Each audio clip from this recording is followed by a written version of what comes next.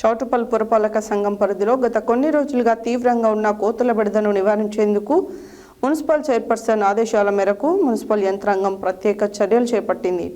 పట్టణ ప్రజల ఇబ్బందులను దృష్టిలో ఉంచుకొని మున్సిపల్ చైర్పర్సన్ మోగుదాల పావని రమేష్ గౌడ ప్రత్యేక చొరవతో ఆంధ్రప్రదేశ్లోని రాజమండ్రి నుండి ప్రత్యేక కోతులు పట్టే నిపుణుల బృందాన్ని రప్పించారు.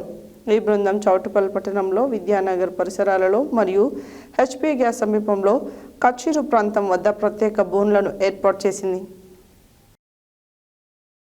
చౌటుప్పల్ పురపాలక సంఘం పరిధిలో గత కొన్ని రోజులుగా తీవ్రంగా ఉన్న కోతుల బెడదను నివారించేందుకు మున్సిపల్ చైర్పర్సన్ ఆదేశాల మేరకు మున్సిపల్ యంత్రాంగం ప్రత్యేక చర్యలు చేపట్టింది.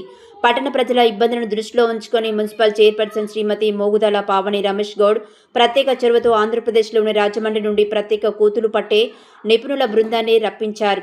ఈ బృందం చౌటుప్పల్ పట్టణంలో విద్యానగర్ పరిసరాలలో మరియు హెచ్పీ గ్యాస్ సమీపంలో కచ్చీర్ ప్రాంతం వద్ద ప్రత్యేక బోనులను ఏర్పాటు చేసి ఈ క్రమంలో శనివారం ఉదయం రాజమండ్రి బృందం సుమారు 211 కోతులను బంధించారు.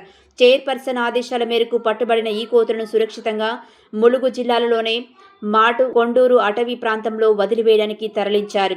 పట్టణ ప్రజల రక్షణ సౌకర్యమే మా ప్రథమ ప్రాధాన్యత. గత కొన్నేళ్లుగా కోతుల వల్ల ప్రజలు పడుతున్న ఇబ్బందులను గమనించిన ఈ ప్రత్యేక డ్రైవ్ చేపట్టడం మున్సిపాలిటీలోనే కోతుల బెడద నుండి విముక్తి చేసేందుకు ఈ చర్యను కొనసాగిస్తాయని చైర్పర్సన్ శ్రీమతి మూగుదాల పావని రమేష్ గౌడ్ తెలియపరిచారు. ఈ కార్యక్రమంలో మున్సిపల్ కౌన్సిలర్లు పాక చిరంజీవి, హన్నో మహమ్మద్, బద్రి గాలయ్య, చింతల ఉమామహేశ్వరి, నాయకులు చింతల సాయిలు, బత్తుల దాసు మరియు మున్సిపల్ అధికారులు, సిబ్బంది తదితరులు పాల్గొని పర్యవేక్షించారు.